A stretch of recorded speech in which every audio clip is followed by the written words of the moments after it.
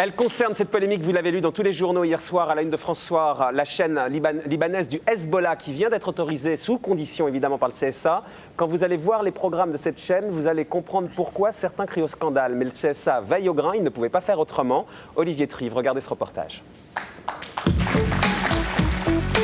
Depuis vendredi dernier, la chaîne libanaise Al-Manar, présente sur le satellite depuis l'an 2000, est autorisée par le Conseil supérieur de l'audiovisuel à émettre en France et en Europe. Une chaîne légalisée mais aussi mise sous contrôle par le CSA et pour cause. Al-Manar, c'est la vitrine audiovisuelle de l'idéologie du Hezbollah, l'organisation chiite libanaise. Cette chaîne est centrée sur l'appel à détruire Israël. Voilà, c'est ce qui me paraît vraiment central. Une petite fille qui exhorte les musulmans à la guerre contre Israël.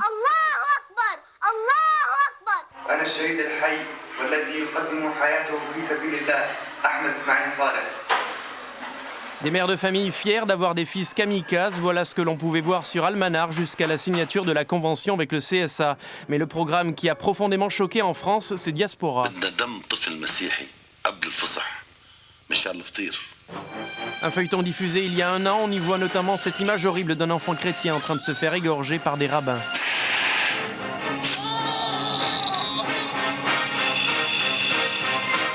Début 2004, le CSA porte plainte mais ne peut pas faire plus. Un vide juridique ne lui permet pas d'avoir un pouvoir de contrôle sur Al-Manar car elle diffuse de l'étranger. Le Premier ministre, alerté par la communauté juive, promet alors de renforcer les pouvoirs du CSA. C'est chose faite. En juillet dernier, le CSA demande aussitôt au Conseil d'État d'interdire la chaîne libanaise. Al-Manar qui décide alors de jouer la carte de la légalité et demande son conventionnement la veille de la décision du Conseil d'État. Nous avons été entendus à moitié. Notre plainte en justice, j'ai pas de nouvelles. Et le Conseil d'État, auquel on avait demandé l'interruption des programmes, nous a dit non. Donc on est bien obligé de s'accommoder de la réalité. Et alors ou bien on baissait les bras et on disait bon ben on laisse filer, ou bien on essayait d'amener cette chaîne à changer. D'où la signature de la convention avec Al-Manar qui oblige la chaîne à supprimer de ses programmes toute incitation à la haine, la violence et la discrimination. Une signature qui crée un précédent inadmissible selon la communauté juive. Pour la première fois, on accepte qu'un groupe terroriste ou admettons qu'un parti politique soit accepté en tant que chaîne de télévision. On n'en a jamais eu. C'est la première fois qu'on accepte qu'une chaîne soit acceptée non pas sur la base de ses références passées, mais sur les promesses d'avenir. Jusqu'à présent, ça n'est jamais arrivé. Du côté d'Al-Manar, c'est bien sûr la satisfaction. Al-Manar, dont le patron, Mohamed Haïdar, de passage à Paris pour signer la convention, accepte facilement les caméras, mais pas les interviews, à l'instar des membres de son comité de soutien qu'il a rencontré mardi dernier. Après plusieurs refus à nos demandes d'entretien, nous avons pu rencontrer cet homme, le père Michel Lelon, un prêtre catholique pour qui Al-Manar n'est pas une chaîne antisémite. Il ne faut pas confondre l'antisémitisme et les positions prises par rapport à la politique israélienne. Il y a eu l'une ou l'autre fois un dérapage, comme il y en a parfois dans nos émissions chez nous en France, c'est possible et c'est vrai. Mais l'ensemble de la chaîne n'est absolument pas une chaîne qui est systématiquement antisémite, sinon je ne la défendrai pas. Je pense que l'antisémitisme est condamnable. Alors Al-Manar, pas antisémite, ce n'est certainement pas l'opinion de Nicole Lebovitz, rédactrice en chef d'un journal en ligne lancé dans une veille des programmes d'Al-Manar depuis la signature de la convention et qui a pu déjà constater que la chaîne ne respectait pas ses engagements. Exemple avec ce jeu diffusé mardi. À chaque fois qu'un candidat a une bonne réponse, il avance. Et il avance sur quoi ? Sur le chemin de Jérusalem. Et celui qui est le gagnant se retrouve le vainqueur de Jérusalem. Autrement dit, de manière détournée, la propagande du Hezbollah continue. Et c'est ce que semblait presque confirmer le patron d'Al-Manar dans une interview jeudi. Pas de modification substantielle prévue, un commentaire suivi d'un rappel à l'ordre par Dominique Baudis. Ou bien cette chaîne respecte ses engagements, ou bien elle ne tient pas sa parole. Et à ce moment-là, nous dénoncerons la convention et nous nous tournerons à nouveau vers le Conseil d'État pour lui demander l'interruption des programmes. Reste que beaucoup se demandent pourquoi avoir conventionné Al-Manar, alors pression ou pas pression sur la France et donc sur le CSA par certains pays arabes. Le sort des 2 journalistes français détenus dans la région a-t-il été mis dans la balance ? Est-ce que la question des otages est intervenue ? Est-ce qu'il y a eu un chantage derrière tout cela ? Est-ce que, je dirais, la raison d'État a produit cette décision de conventionnement? On ne peut pas ne pas se poser cette question-là, parce que quand on entend le Premier ministre tenir les propos qu'il a tenus, par exemple, au récent dîner du CRIF, en disant qu'il avait été scandalisé par les images qu'il avait vues, et puis on le voit dire, finalement, nous contrôlerons, mais on laissera faire, il y a une contradiction, il y a une évolution, il y a quelque chose qui s'est passé.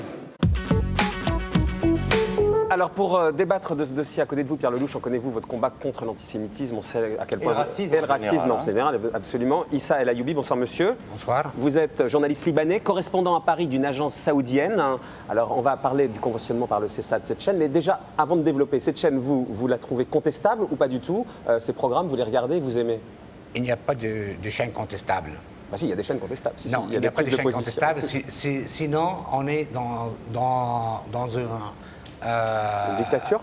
Non, bien sûr, dans une dictature et dans un jugement de valeur qui est vraiment différent d'un pays à un autre. Donc pour vous, elle n'est pas contestable, si on regarde les autres chaînes, on peut dire en Inde que c'est une chaîne contestable et l'autre n'est pas contestable. Non mais celle-là, est-ce qu'aujourd'hui les valeurs qui sont comme les autres. Les valeurs qui sont prônées par cette chaîne-là, après Monsieur Lelouch, les valeurs qui sont prônées par cette chaîne-là, donc l'appel au djihad, la glorification des kamikazes, enfin ce genre de choses, pour vous ça ne pose pas de problème, qu'on soit bien d'accord? Bien sûr, il est en cas de guerre et c'est la guerre en Orient qui permet à tout le monde de non, dire... Mais là, c'est un appel au terrorisme, c'est pas un appel à la guerre, c'est un appel au terrorisme. Les kamikazes qui vont se faire sauter à Jérusalem, monsieur El Ayoubi, attaquent des civils. Pas du tout. Le terrorisme, c'est attaquer des civils. Oui, c'est attaquer des civils. Le Hezbollah, d'abord, c'est un parti politique libanais, et il a des représentants dans le Parlement libanais. Et il n'a pas attaqué les civils, il a fait des résistances contre l'occupation israélienne au Liban. Les kamikazes qui se font exploser, à Jérusalem. Ça n'a rien à voir avec ce qui se passe en Palestine. Ça, c'était Comment ça n'a rien à voir? Ça n'a rien à voir avec ce qui se passe. Les Hezbollah à Beyrouth n'attaquaient uniquement que les positions israéliennes, par exemple au Sud-Liban. Oui. Mais vous savez très bien, Imaginez dans les cités françaises l'amalgame de voir ces types qui partent comme ça, confumés en plus, enfin, vous voyez, et qui partent et qui glorifient le martyr. Oui. Il va y avoir forcément un amalgame terrifiant. Ça, c'était une question franco-française. Importante. Je respecte. Franco-française, on va y venir. Alors, monsieur Lelouch, allez-y déjà sur la chaîne elle-même et son conventionnement. D'abord, le Hezbollah, deux mots sur le Hezbollah. Deux mots sur le Hezbollah. Qu'est-ce que c'est que le Hezbollah? Le Hezbollah est une organisation terroriste. C'est un parti politique aujourd'hui. C'est aussi un parti politique au Liban. C'est une organisation terroriste, je maintiens, qui a failli être... Monsieur Lelouch, vous êtes contradictoire avec la position de la France et votre parti. La France n'a pas accepté de... Vous avez une sérieuse conception du débat. Moi, je vous ai entendu dire des monstruosités sur la liberté de la presse, vous n'avez pas interrompu. Quand on dit des choses qui n'est pas vraies, il faut dire que ce n'est pas vrai. Alors, aujourd'hui, en tout cas, le Hezbollah... Le Hezbollah est responsable des... Le Hezbollah... Je peux lire un mot, oui, quand vous aurez fini? Oui, le Hezbollah est responsable des attaques en 85-86 contre les Galeries Lafayette et la rue de l'Aisne. Il est responsable des otages Kaufmann, Carton et Fontaine, entre autres. C'est une organisation qui, en effet, en raison de la politique extérieure de la France, n'a pas été inscrite sur les listes terroristes de l'Europe. Parce qu'elle aurait été dessus, il n'y aurait pas eu de chaîne en France. J'ai demandé depuis des années à ce que cette organisation soit reconnue comme terroriste. C'est pas la première fois que vous n'êtes pas entendu dans votre parti. On va y venir tout à l'heure, monsieur Lelouch. C'est pas grave, mais sur le fond, je maintiens. Et je maintiens que ces actions sont des chiites pro-iraniens. Voilà. Et évidemment, ils sont au Liban parce que Iran, Syrie, Liban. Alors, cette chaîne en elle-même, vous l'avez regardée, monsieur Lelouch? Chacun sait que le Liban est aujourd'hui occupé par la Syrie. D'ailleurs, la France et les États-Unis ont demandé le retrait des forces syriennes et que l'une des forces qui est extrêmement forte pour cette occupation, c'est le Hezbollah. Alors cette chaîne, aujourd'hui, on peut la recevoir en France. Non mais c'est ça qu'il faut qu'on comprenne bien. Avant, elle était envoyée par Arabsat. Un peu d'histoire. Elle est toujours. La chaîne. Maintenant, elle est envoyée par Eutelsat. Non. La chaîne Al-Manar fait partie d'un bouquet arabe qui s'appelle Arabsat, diffusé par une société française qui s'appelle Eutelsat. En octobre-novembre, il y a un an, en 2003, elle a commencé... Monsieur Lelouch, Monsieur Lelouch, c'est pas vrai ce que vous dites maintenant. L'Arabsat, c'est autre chose que Eutelsat. L'Arabsat, c'est un satellite arabe et Al-Manar, elle fait pas partie... D'abord, vous allez vous calmer. Deuxièmement, les éléments que je cite sont dans le dossier. Devant la publique française... Mais aujourd'hui, ce qui est la réalité, la chaîne Al-Manar est diffusée par Eutelsat en France. Vous avez dit à la publique française d'une façon très claire qu'Al-Manar il fait partie d'un bouquet qui s'appelle Arabsat. Arabsat, c'est un satellite indépendant, diffuse dans le monde entier, comme Eutelsat. Toujours est-il. Et Almanar est toujours sur Arabsat. Et techniquement parlant, on ne peut pas interdire Almanar en France, parce qu'en France, on peut capter Arabsat facilement sans passer par les conventions. C'est exactement ce qui s'est passé l'an dernier. Oui. C'est exactement ce qui s'est passé l'an dernier. Toutes les informations que je dis sont dans l'ordonnance du Conseil d'État. Donc vous pouvez dire ce que vous voulez, sont les faits devant le tribunal. Non, mais ce que dit M. Alayoubi n'est pas complètement faux. C'était sur Arabsat. Le problème, c'est quand c'est passé sur Eutelsat, qui est un satellite français. C'est le diffuseur, était Eutelsat, qui diffusait pour Arabsat un bouquet de 10 chaînes. Franchement, personne, ça ne va intéresser personne. Ce qui est intéressant, c'est le contenu des programmes. Le contenu des programmes, c'est ça qui aujourd'hui est l'enjeu de ce qu'on peut recevoir. Si ce monsieur voulait bien ne pas m'interrompre, peut-être que je pourrais dire... Allez-y sur le contenu des programmes, si vous voulez bien. Absolument. En octobre-novembre dernier, donc ils ont commencé à diffuser plusieurs programmes, dont ce fameux feuilleton qui s'appelle Al-Shatat, c'est-à-dire Diaspora, où on voit, et là... Un juif qui s'appelle Rothschild, il appelle les juifs à dominer le monde par le pouvoir, le sexe, l'argent. Un remake du protocole des sages de Sion, à la mode Rothschild, en expliquant qu'il y a un complot juif mondial. Les images étaient insoutenables. Ce feuilleton, vous l'aimez, vous ? Et on voit un petit enfant chrétien se faire égorger et son sang utilisé... C'est un feuilleton qui est pris par une œuvre de fiction contestable où ça pose des problèmes. On est d'accord. Mais c'est une œuvre qui existe dans le marché. Non, mais ça, on s'en fout. On s'en fout. Il y a plein de choses qui existent dans le marché. Oui, d'accord. Mais ce feuilleton, vous le trouvez contestable ? Celui-là, on peut le dire, contestable. Écoutez, il y a quelques images que je n'aime pas, mais c'est pas à moi de juger si les contestables ou non. Il y a des gens qui sont là pour juger. Il y a des hommes politiques qui sont là pour juger. Venons-en au jugement. À cause de cette diffusion, le CSA, Dominique Baudis, a saisi la justice pénale. Parce que, monsieur, au risque de vous surprendre, la loi française distingue entre la liberté de la presse et l'incitation à la haine raciale. Absolument. Il y avait donc violation de la loi de 1881, et c'est sur cette base, et en citant cette œuvre, comme vous dites, les dialogues, j'ai ici la plainte, que Baudis est allé devant le procureur de la République en demandant l'interdiction en janvier, en demandant l'interdiction de la chaîne. Puisqu'il faut dire que lui, en tant que patron du CSA, ne peut pas interdire la chaîne. Il n'a pas cette fonction-là. Nous sommes d'accord. Qu'est-ce qui s'est passé depuis ? La justice française a oublié la plainte.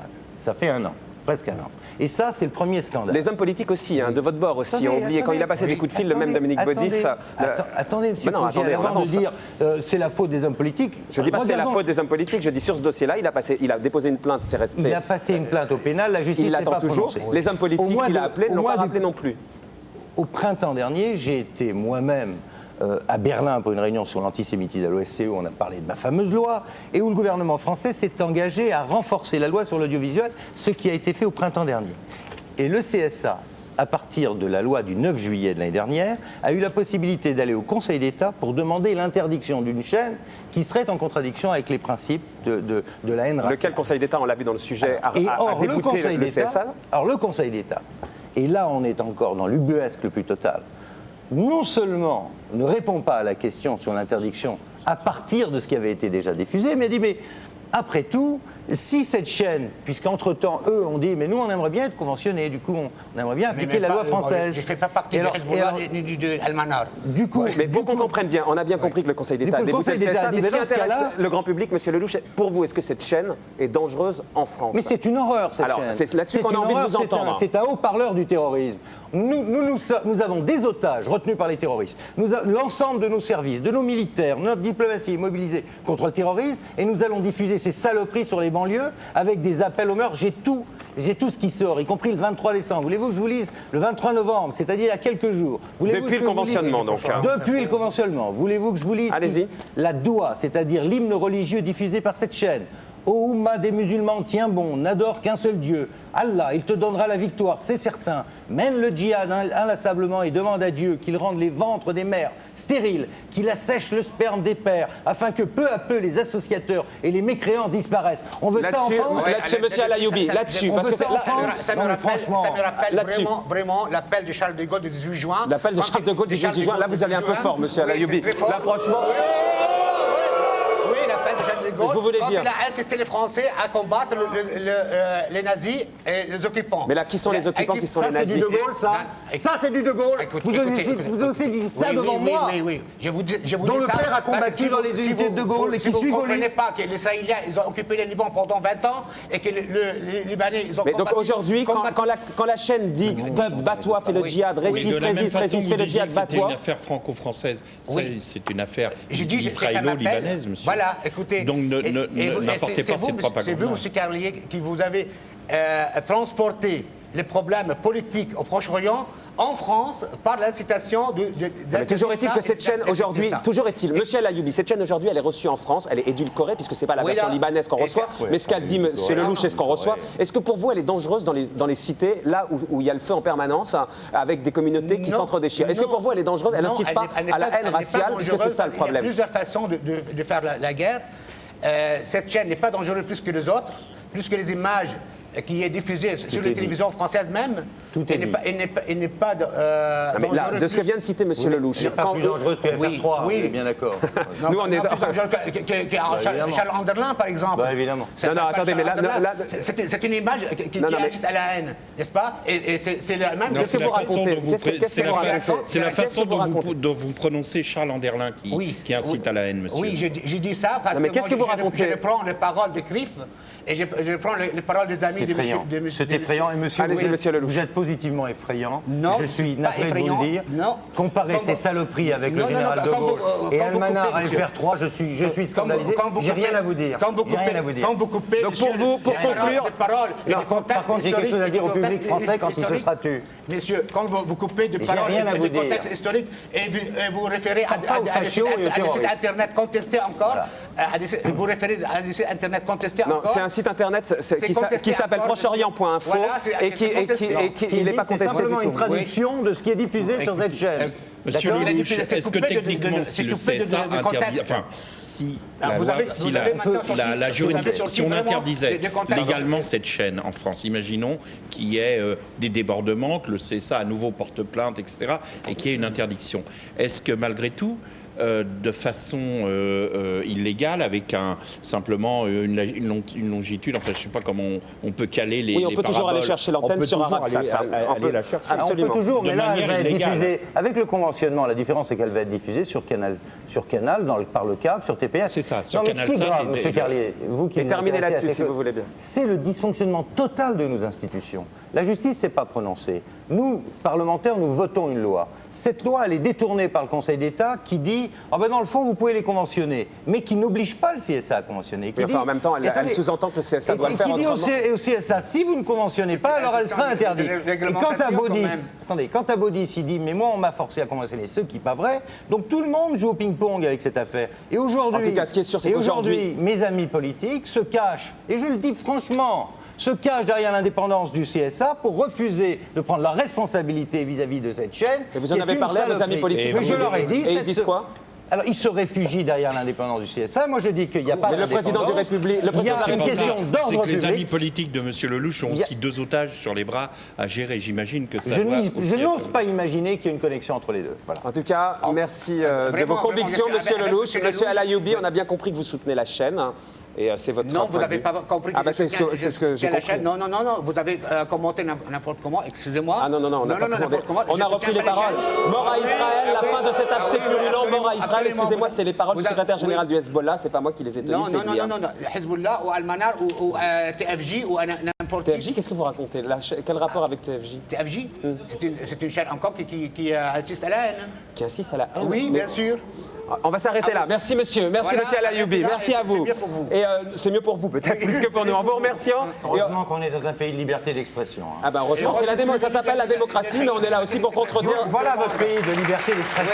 Voulez-vous que j'en parle moi de ça? Terminez là-dessus si vous voulez bien. Terminez là-dessus. Je signale à nos téléspectateurs, puisque monsieur est journaliste saoudien. Non, je ne suis pas saoudien. D'abord, je suis libanais. Oui, je signale un livre tout à fait intéressant qui s'appelle La Monsieur Lelouch, des autres.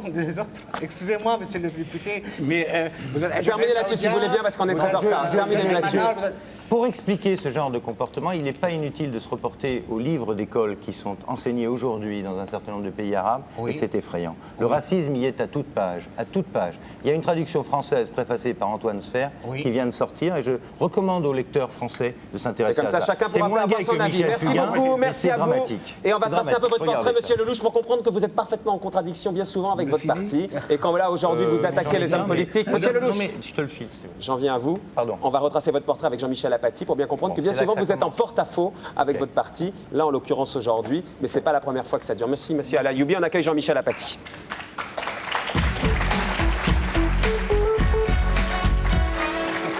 Jean-Michel, on a bien compris. Non, c'est pas vous qu'on eu. Jean-Michel qui a des couleurs. On a bien compris, Jean-Michel, que c'est pas la première fois que M. Lelouch est en porte-à-faux avec Jacques Chirac. La preuve, racontez-nous un peu le parcours de M. Lelouch avant de parler de Nicolas Sarkozy. Allez, on y va? On y va. Vous n'êtes pas énarque, Pierre Lelouch. Non. Ce qui est plutôt rare dans le petit monde de la politique, vous êtes... Et volontaire dans mon cas. Ah, vous êtes beaucoup mieux que cela en tout cas. On va faire des constats, vous nous direz après pourquoi, mais... Vous avez fait Sciences Po Paris et puis après vous avez été docteur en droit de l'université de Harvard, ce qui est quand même beaucoup plus chic.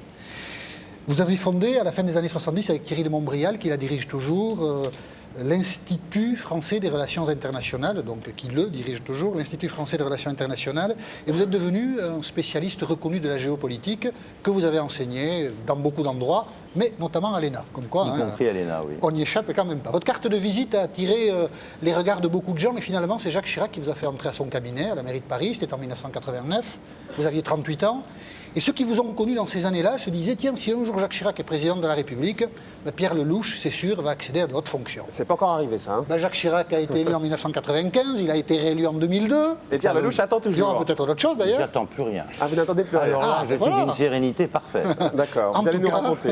En tout cas, c'est vrai, vous n'avez décroché aucun portefeuille ministériel, ni la défense, ni les affaires étrangères. Vous en rêviez à un moment donné, monsieur Lelouch. J'en rêvais, c'est vrai. Ni même des secrétariats d'État au nom assez fantaisistes qu'on crée justement pour... Les secrétariats d'État où je suis farci. Pour pouvoir placer les copains, ça, hein, Jean-Michel. C'est ça, c'est ça. Le pouvoir de l'imagination et des moyens pour ça, mais vous rien. Alors pourquoi? On ne sait pas. Vous avez récemment quand même dit ceci. J'ai fait les frais de certains règlements de compte après l'élection de Jacques Chirac en 1995. Alors, voilà. De quoi ça veut dire quoi, ça? Tu vois. Règlement de compte de qui? Ça veut dire qu'une autre équipe est venue et que les gens qui avaient accompagné Chirac dans la conquête du pouvoir entre 89 et 95 ont été remplacés par une autre équipe. Vous voulez dire que Jacques Chirac est ingrat, quoi? Non, il est versatile. Il change d'équipe, c'est son droit le plus strict. Bon, manifestement, vous ne serez pas ministre demain, chez Jacques Chirac en tout cas. Je veux dire, au cours de sa carrière, il a changé plein de fois de conseiller. Rappelez-vous, Marie-France qui change à nouveau, c'est bon pour vous? On ne sait pas. Jean-Michel. Justement, on n'est pas optimiste là. On n'a pas vu Elisabeth Tessier, mais quand même, on n'est pas très optimiste. On sait le peu de considération que Jacques Chirac éprouve pour les choix effectués par George Bush, voire pour la personnalité même du président des États-Unis. Vous, à l'inverse, vous plaidez pour un rapprochement entre la France et les États-Unis. Tous ceux... Il était pour la guerre, hein. Non. En tout cas, il était pour un accord avec les Américains après le conflit. J'étais pour que la France ne fasse pas la guerre aux États-Unis. C'est assez différent. Donc à un moment donné, quand les États-Unis sont partis en guerre, vous avez dit qu'il faut aller au bout. On peut être en désaccord sur l'action américaine à l'époque, sans aller jusqu'à l'escalade qui a été l'escalade franco-américaine. Et qu'est-ce qu'il a dit, Jean-Michel, à ce moment-là? Tous ceux qui traitent les Américains ou Bush d'imbéciles commencent à me fatiguer. Donc Jacques Chirac vous fatigue, pas prêt d'être son ministre. On est d'accord, Jacques Chirac vous fatigue parce que lui, il a carrément fait de la... pas, j'ai trop de respect pour la personne du président de la République et sa fonction pour dire... En tout cas, ses propos à l'encontre des États-Unis... Non, ce qui m'ennuie, c'est l'anti-américanisme débile de droite et de gauche en France, où l'on voit des magazines dire comment aider les Américains à se débarrasser de George Bush.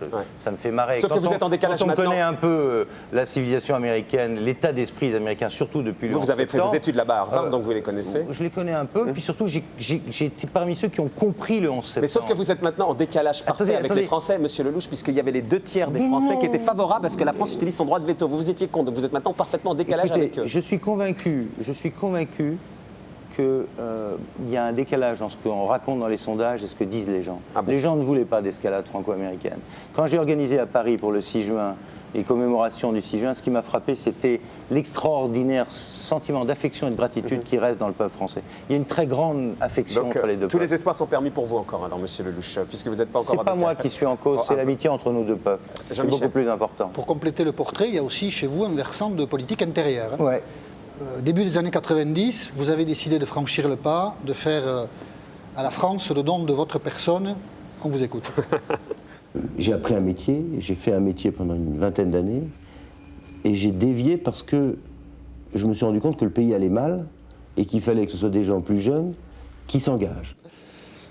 Et donc vous êtes engagé. Alors au début ça a été un peu désordonné. On vous a d'abord repéré en 1993 à Sarcelles dans le Val d'Oise. Vous êtes oui, député. mais attendez, c'était une circonscription. Il n'y avait pas de circonscription pour personne.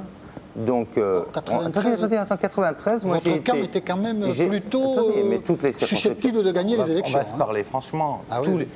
Étant donné qu'on allait gagner, toutes les places étaient prises, sauf les circonscriptions considérées comme perdues. Et vous étiez celle de Dominique Strauss-Kahn, la 8e du Val d'Oise, où il avait gagné à 65%, il fallait être kamikaze pour y aller. Et donc on vous envoyez là-bas en tant que kamikaze. C'est moi qui ai voulu. C'est moi qui ai voulu parce que... C'est Sarcelles et parce que moi j'en sors un peu de Sarcelles. Oui, votre père était ouvrier, il faut le rappeler. Il était les immigrés de Sarcelles, j'ai vécu ça petit et j'ai fait campagne là-bas. Vous les abandonnez vite parce qu'en 95 on vous retrouve à Cannes. Oui, mais ça c'était pour le soleil, monsieur Lelouch. C'était le soleil, c'est ça.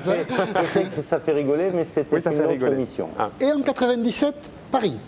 Ouais, mais ça c'est normal, c'est mon quartier. Voilà. Alors tout est normal avec vous, monsieur Lelouch. 9e arrondissement, vous en êtes encore aujourd'hui le député. Oui, mais c'est là que j'ai été élevé. Le moins qu'on puisse dire, c'est que Jean Tibéry vous a pas accueilli à l'époque, il était maire de Paris avec des fleurs.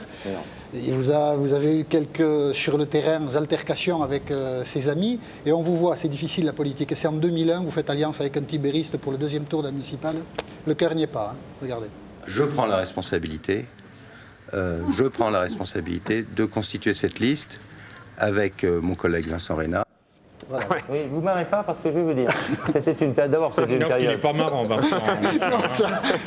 D'abord, c'est une période affreuse. C'est probablement la pire que j'ai vécue de ma vie. Et je la souhaite à personne. Pourquoi? Parce que c'était absolument ignoble. Ignoble à tout point de vue. Et je pèse mes mots. Mais à quel point de vue? Deuxièmement. Les insultes, les attaques, c'est ça que vous voulez dire? C'était absolument ignoble. Et il y a des coups bas, quoi? Des coups bas. Mais de qui? De votre propre camp? Bien sûr. Les pires des guerres sont toujours les guerres civiles. J'ai jamais eu... Attendez, moi quand je me bats contre la gauche... Passez à gauche, monsieur Lelouch. Non, les combats droite-gauche, ça ne me ferait pas. Les pires guerres sont les guerres civiles en politique. Et là, vous en avez beaucoup encore aujourd'hui que vous avez pris des positions, donc... Non, attendez. Non, je vais juste terminer sur 2001. Mais devenez Fabusien, vous resterez à droite. Ça va lui faire de la peine. Le fait que vous alliez le rejoindre... En 2001, si la fusion que j'avais mise dans le 9e avait été suivie dans 2 ou 3 autres arrondissements, aujourd'hui, Delanoë ne serait pas maire. C'est ça la réalité. Et donc là, vous allez vous présenter contre Delanoë en 2007? Si, comme on dit en politique, je suis en situation, je crois pouvoir... Vous êtes un vrai kamikaze, alors, monsieur Lelouch. Vous allez dans le Val d'Oise et vous rétablir. Contre Delanoë, vous pensez que c'est jouable? Delanoë est prenable parce que... Et prenable? Oui, il est prenable. On dirait un jeu d'échecs. Delanoë est prenable. C'est comme ça en politique, on dit les choses. Il est dans son bunker, je pense que le bastion est prenable. C'est ça la politique. La télé à côté, on est des enfants de cœur, Guy. Dans un bunker. Et l'image ne m'avait pas sauté. Delanoë est dans son bunker de l'hôtel de ville, de temps en temps il en sort pour faire la fête. Non, il n'en sort pas que pour faire la fête. Non, il en sort pour sur ce plateau aussi. Attendez, je sais que vous l'adorez, que pour l'instant... Vous ne regardez pas l'émission. Vous ne regardez pas l'émission, manifestement, monsieur Lelouch. Si je suis en situation, vous verrez, il est battable. Écoutez, on vous donnera rendez-vous en 2007, on verra bien. Vous devrez nous dire. Inch'Allah, comme disait l'autre. Alors aujourd'hui, pour finir, il a de l'humour, c'est déjà pas mal. Aujourd'hui, pour finir, vous êtes un parmi d'autres à l'UMP, de Nicolas Sarkozy. Attendez, je suis secrétaire général adjoint, chargé des études, c'est pas si mal. Voilà, c'est vachement bien comme titre. Pourquoi je dis un parmi d'autres? Pourquoi? C'est moi qui suis chargé de tous les débats. Tiens, vas-y Lelouch, fais-nous une étude. Bon, allez les gars, maintenant on va discuter entre nous. Attendez, le jour où j'ai discuté de l'homoparentalité et du mariage homosexuel à l'UMP, ça a fait tiquer. Mais vous étiez contre le Pax quand même à l'époque. J'ai évolué. Ah, bah voilà. On peut être con et puis changer. On peut être con et changer, comme vous dites. Voilà. Et donc, alors, de Nicolas Sarkozy, vous dites « J'éprouve de l'admiration pour son énergie et son travail ». Ouais. Ah là, vous êtes donc ministre de Sarkozy. Donc, je m'en fous. Mais non, arrêtez de dire ça, c'est pas possible. Mais vous croyez vraiment que quand vous dites Delanoë est prenable, on sent bien... Attendez. Non, ne faites pas le coup, vous marchez à l'arrivisme et tout ça, faites pas. Mais non, vous marchez au plaisir de faire votre émission et de faire quelque chose que vous trouvez important. Puis lui aussi, moi j'ai la chance de vivre passionnément quelque chose de passionnant. Je m'en fous. Si demain le pays, quelqu'un me dit tu vas servir le pays en étant ministre, je serai très honoré. Mais en attendant, je fais plein de choses passionnantes, j'essaye des trucs. En attendant, la phrase qui est là, c'est en attendant en fait. Mais oui, en attendant. En attendant, vous attendez parce ça. que demain, je peux complètement faire autre chose. Quoi aussi. plein. De la Quoi plongée. Là, je vais... Ah oui, j'adore la plongée. C'est pas mal. Donc, on vous souhaite... Je vais en Afrique, créer quand une vous dites- réserve. Attendez, je Ouais. vais créer une réserve avec une association. On va créer une réserve pour protéger les éléphants en Centrafrique. bah, Ça vous écoutez. fait marrer? Moi, je trouve ça passionnant. Vous avez dû le faire pour les ours. Vous auriez dû le faire pour les Je fais de éléphants du l'archéologisme. On peut le faire aussi pour... Il y a d'autres vies. Oui, c'est vrai. Monsieur Fogiel. il y a Monsieur d'autres Lelouch, vies, il y a d'autres vies. Donc aujourd'hui, vous êtes un peu d'une certaine suis manière cool. désabusé. Non. Ça vous aurait intéressé il y a 15 ans, aujourd'hui. Si c'est possible, tant mieux. Autrement, tant pis. Est-ce que vous êtes d'accord Écoutez, pour je vais vous dire condamner un le truc. budget Si demain on m'appelle pour me dire tu vas voir le secrétariat au chou farci, je dirais que ça m'intéresse pas. Est-ce que vous êtes d'accord Je pour reste condamner le député, je budget m'occupe de aujourd'hui, l'Assemblée puisque de vous l'OTAN. étiez au congrès de l'UMP, 5 millions d'euros, budget indécent, dit François Hollande. Ça, c'est des conneries. Vous Quoi, savez c'est des pourquoi conneries c'est des conneries Bah, c'est Parce c'est que le quand budget on n'a du DF, rien à à peu près. dire sur un parti qui redémarre, un élan formidable avec 40 000 personnes et un chef qui est quand même quelqu'un de talent... Ah bah ça y est, il le veut, son ministère, finalement. Ils ont chanté ça. Il a de l'ambition. Il a de l'ambition, Loin. ouais. On peut rien dire de sympa, tout de suite on passe pour un faillot, Mais il faut non. dire que des conneries, et comme ça les journalistes politiques sont contents. Non, la Non. vie, il y a aussi des Alors, affections dans- et des dans amitiés, l'idéal- et Sarko, je l'aime bien, Monsieur, c'est un Monsieur pro. Lelouch, pour qu'on comprenne bien et pour qu'on ne soit pas que sur Oui. l'écume, on comprend Quelle bien écume ce qui vous intéresse. Ce qui vous intéresse, c'est de faire, pas juste le titre. Dans l'hypothèse, vous pourriez faire des choses en ayant un poste de ministre. Pour l'action, pas pour le poste. Vous voudriez quel poste aujourd'hui par rapport à tout votre parcours spécialiste de la politique internationale? Aujourd'hui, il y a une vraie querelle, en dehors de celle du terrorisme, qui est une énorme affaire. Il y a une affaire très importante en 2005, il faut gagner sur l'Europe. Et s'il y a un poste qui serait très excitant en 2005, c'est d'être responsable de l'Europe et de mener la campagne sur l'Europe. Ça, c'est une vraie bataille. Donc vous postulez. Surtout face à une gauche qui Ne regardez pas Guy Carlier en disant une gauche, il est chroniqueur. Il est ce sujet-là. Si c'était entretué Donc, sur la modernisation de la société française, vous les avez un peu poussés là- vous les avez un peu ce poussés serait là-dedans. bien, mais sur l'Europe, non. Votre parti les a un peu poussés à la faute, si on peut se permettre. Hein, Ils quand sont même. tués tout seuls. Oh, vous les avez un peu poussés à la mais faute. ils risquent de tuer la France en même temps. C'est ça qui m'inquiète. Bon. Merci, Monsieur Lelouch.